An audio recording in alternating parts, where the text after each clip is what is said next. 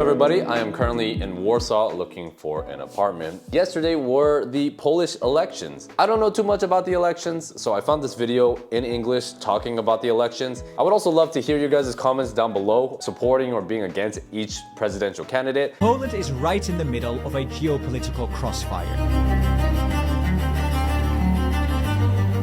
This election matters a lot.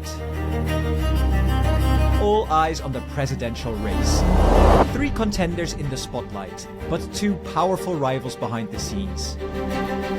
End of a political deadlock or a shift back to the right?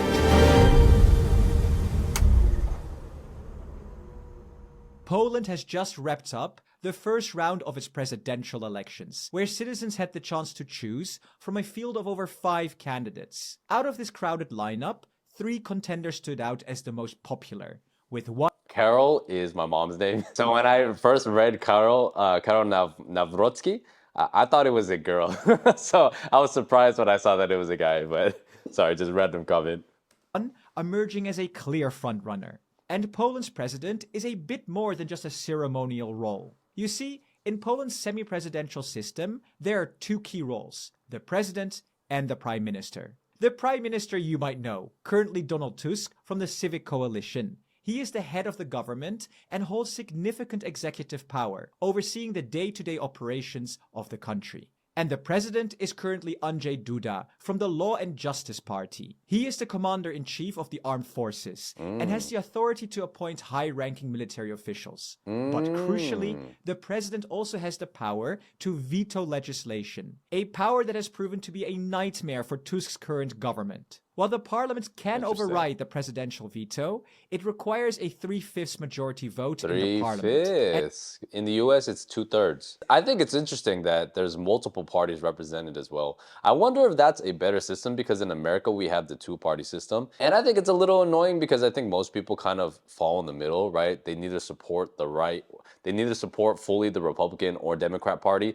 There's like issues on both sides of the fence that I kind of agree with and I kind of disagree with.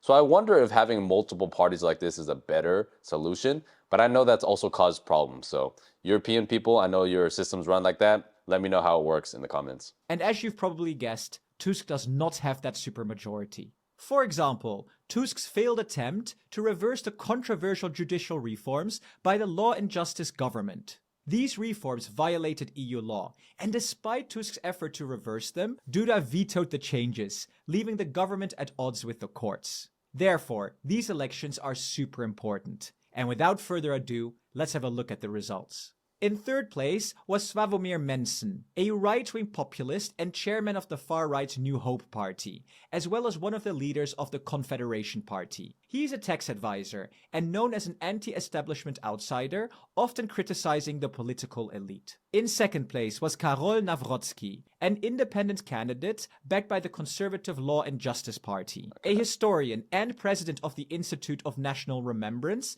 Nawrocki focuses on Polish nationalism and sovereignty, opposing EU influence. He's also an amateur boxer, often showcasing his skills on stage. And at the very top of the leaderboard was Rafał Trzaskowski, from the center-right civic platform and an ally of Donald Tusk. With a background in political science, Trzaskowski is a former member of the European Parliament and is now the mayor of Warsaw. He is the leader of Poland's more liberal urban voters and the main opposition to the Law and Justice Party. But no one is president just yet. Under Poland's electoral system, voters across the country cast their ballots in the first round for their preferred candidate. If no one wins an outright majority, over 50%, the top 2 contenders advance to a second round runoff. This decisive face-off, scheduled 2 weeks from now, will see these 2 candidates return to the polls for a direct That's gonna be interesting. contest. Wow. Only then will we know who Poland's next president will be. And these 2 leaders could not be more different. Nawrocki's platform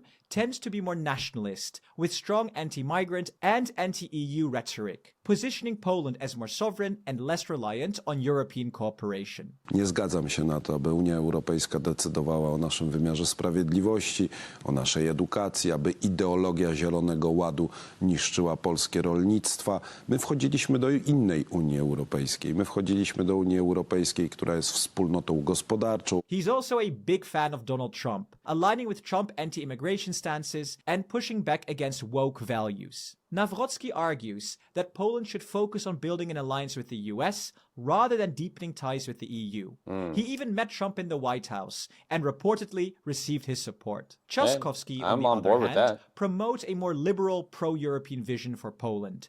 And he's a vocal critic of the kind of populist and nationalist politics that Trump represents. Instead, he supports closer integration with EU leaders, especially with the newly energized Weimar Triangle, and is focused on pushing through rule of law reforms to align with EU values and secure access to EU funds. He also believes Ukraine's future is in the EU and potentially even NATO, seeing support for Ukraine as vital in the face of Russian aggression. This stands in stark contrast to Nawrocki, who supports Ukraine's fight against Russia, but opposes NATO or EU membership for Ukraine. On immigration, Trzaskowski supports helping Ukrainian refugees, but has backed tightening benefits for the unemployed and suspending asylum rights for those crossing from Belarus. Nawrocki, on the other hand, favors a much more restrictive approach.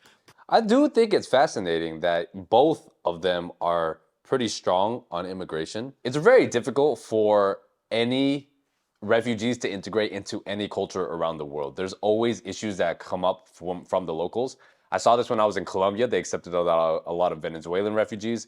In the US, we accept a lot of Latino refugees. Here in Europe, they accept a lot of Ukrainians. You know, in France and some of the Western European countries, they accept a lot of Arabs and Northern Africans, right? The same story always happens. You accept people out of the goodness of your heart, but the refugees almost never fully integrate into the country that they migrate to. And I think there's a couple of reasons for that. Number one, if you're like escaping war, right? Let's say you have the mindset and your country's at war and you escape that country.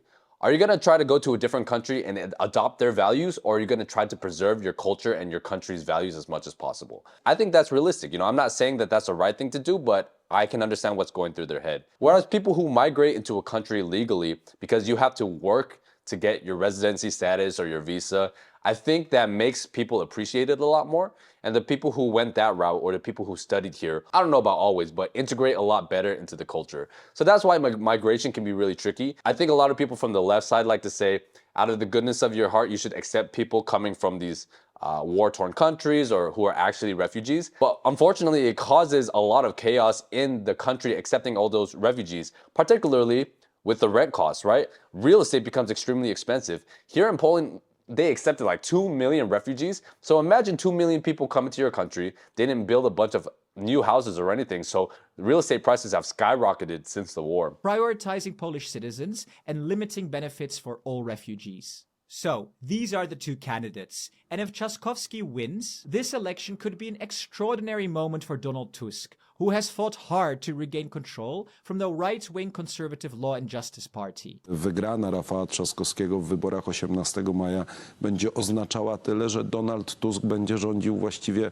całą Polską, a jak rządzi, to wszyscy widzimy. What an image it would be. Tusk holding both the government and the presidency. This could position Poland as a European powerhouse, strengthening ties with the Weimar Triangle, the Baltic states, and the Nordic countries. It might mark the beginning of something new, reshaping this part of Europe, perhaps even setting an example for Slovakia and Czechia in the future. A Nawrocki victory, however, could alter this scenario significantly. Government legislation would continue to face presidential vetoes, something that happened once again this week when Andrzej Duda blocked an effort to reform social security payments. This means a significant struggle in the government until the next election in 2027. Gotta love and on the bureaucracy. 1st of June, we'll find out who takes the crown, and with it, the power to shape Poland's future for the next 5 years. And if you haven't noticed already, I love elections. Staying up all night, not knowing which way it will go, and then finally at the end of it all, feeling either thrilled, disappointed, or just plain relieved. That's how I felt about this year's Eurovision. I watched Eurovision for the first time all the way through with my friends at my building, and that was a cool experience. Poland's Eurovision song was not that good, unfortunately, and I can't believe, dude, that thing was rigged. Apparently, all you need to win is to be gay or trans, and Israel receiving all those votes was totally rigged. That is crazy. Polish presidential election. I wonder if a woman will ever be president of Poland. Seems like probably not, but one day. I wonder if Poland will allow that. So let's learn a little bit about Rafał Trzaskowski. Mayor of Warsaw, political scientist. He was on European Parliament. He is a liberal mayor of Warsaw. He's an ally of Donald Tusk, pro-European and modernizing Warsaw.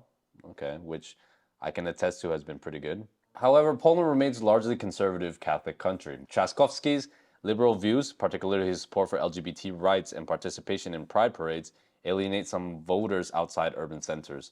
He also faces criticism over local governance, including allegations of insufficiency, controversial real estate management, and perceived wasteful spending. In a runoff, you can expect the bulk of right-wing voters to coalesce behind the other candidate. He can also be vulnerable to voter apathy amongst centrists and progressives who are frustrated with Tusk's inability to deliver on key campaign promises, such as loosening Poland's strict abortion law. And then Nawrocki is a candidate representing Poland's Conservative Law and Justice Party. The historian currently heads the Institute of National Remembrance, where he angered Russia with efforts to topple Soviet-era memorials. Previously directed the Museum of the Second World War in Gdansk, putting his national conservative stamp on the institution. His academic work has focused on anti-communist resistance and organized crime in communist-era Poland. He's not a party member, and his candidacy represents the Law and Justice Party's strategy to present a fresh face as it aims to regain influence. The party ruled for 8 years, but lost power to Tusk's coalition. His campaign has been marred by controversies.